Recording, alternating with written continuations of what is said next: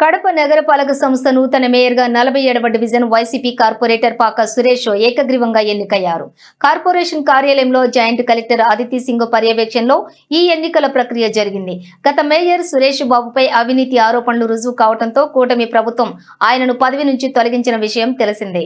దీంతో కొత్త మేయర్ ఎన్నిక అనివార్యమైంది. అయితే మేయర్ పదవి కోసం వైసీపీలోనే 3 కార్పొరేటర్లు పోటీ పడ్డారు.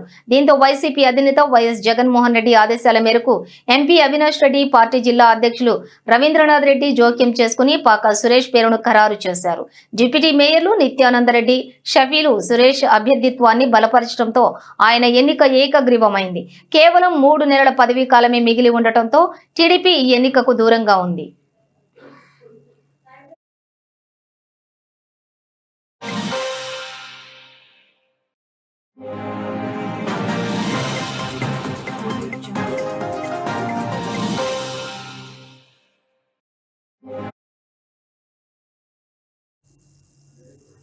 ఇక ఈ సందర్భంగా వైసీపీ జిల్లా అధ్యక్షులు రవీంద్రనాథ్ రెడ్డి మాట్లాడుతూ కార్పొరేటర్లందరికీ ఏకాభిప్రాయంతోనే అభ్యర్థిని ఎంపిక చేశామని, ఇక పార్టీలో ఎలాంటి అసంతృప్తి లేదని స్పష్టం చేశారు.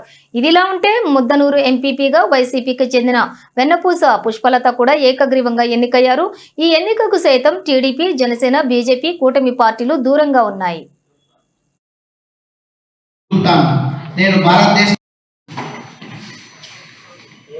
పాక సురేష్ కుమార్ నేను కడప నగరపాలక సంస్థ యొక్క 47 డివిజన్ సభ్యుడిని.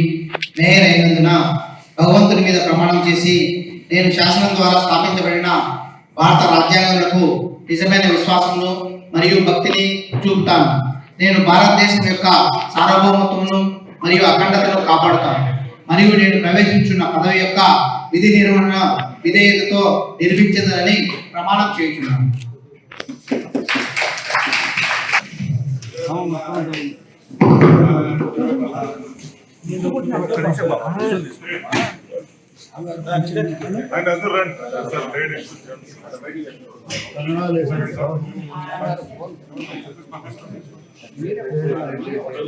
మా లేడీస్ కూడా రండి ఒకసారి.